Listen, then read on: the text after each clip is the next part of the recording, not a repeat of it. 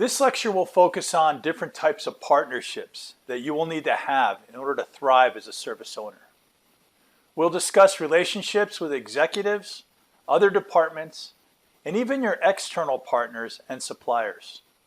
In time, most of a service owner's relationship will be with other service owners.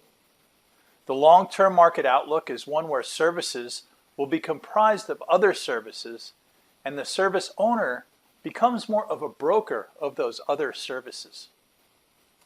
Let's take a look at a service scorecard from ServiceNow to explore some hypothetical partner interactions. This is ServiceNow's Service Owner Workspace. We're looking at a series of digital service portfolios used by an organization that's called the Government of Now. Note the performance scores in red next to the portfolio. And also the digital services, they have their own scores that make up that score for the portfolio. Now let's imagine for a minute that you're the owner of the procurement service under that administration portfolio. Who are your two key partners on this page? Can you pick them out? The first one is the portfolio owner. This is the one that owns the administration portfolio in this case. And the second one is the person that's responsible for the delivery of all digital services for our Government of Now organization. Usually this is the CIO. These are your executive partners. They're the ones that must approve your costs and prove to their stakeholders that they're getting value from those costs that they are providing you to deliver your service. From the looks of these scores on the right, not a lot of value is being realized right now. And your procurement service is part of the problem. Let's drill into your service to explore the needs for further interactions with different people in order to deliver your service. Now that we've drilled in to the scorecard for procurement, we can look at the data and imagine every other service and partner that service owners must interact with. You'll have interactions with other digital services. This is the title of this lecture, Service Owners as Service Brokers. Many times delivering a service involves the brokering of other services. For example, procurement would depend on a single sign-on service in most organizations.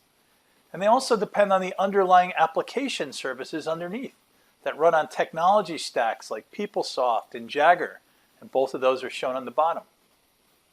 Improvement initiatives should be ongoing, and there are a host of people to help service owners with those. I was visiting a ServiceNow team for a design session, and to my surprise, there was a public relations person in there to learn what we were designing so that she could better promote it when the time was right.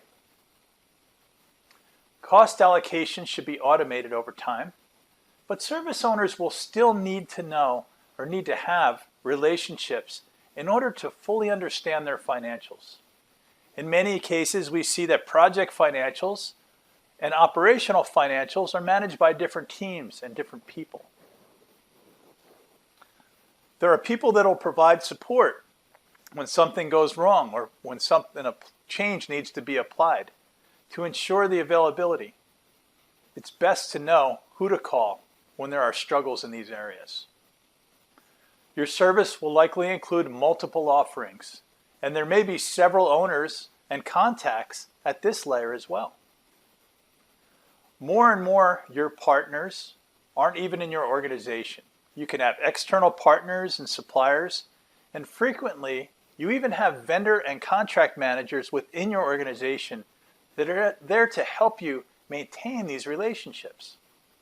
As you can imagine, this isn't a perfect representation of all the people that you'll need to interact with as a service owner. The key takeaway is that there are a lot of relationships to maintain. Going all the way back to our definition of a service, service owners facilitate desired outcomes by maintaining a clear line of communication between many contacts in order to deliver the best possible service. In performing this function, the service owners deliver value to their consumers. There's a lot that good service owners do. It's why I keep going back to it's like running your own business. Do you ever hear of a successful business owner that's not busy? If you want to challenge yourself a little bit further in this area, I want you to ask yourself two questions. One, which interactions that we talked about today will become more important during specific parts of the life cycle of the service? And number two, which interactions will be more relative to the certain systems that we talked about in previous lectures? Remember the four systems? There was the system of record, the system of action, the system of engagement, and then the final system, which is one a lot of people forget, is where all the analytics come in. This is your system of insight.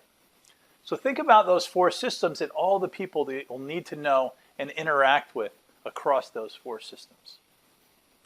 Thank you very much for your time and attention today, and we look forward to see you in our next lecture, where we'll begin to talk about service financials.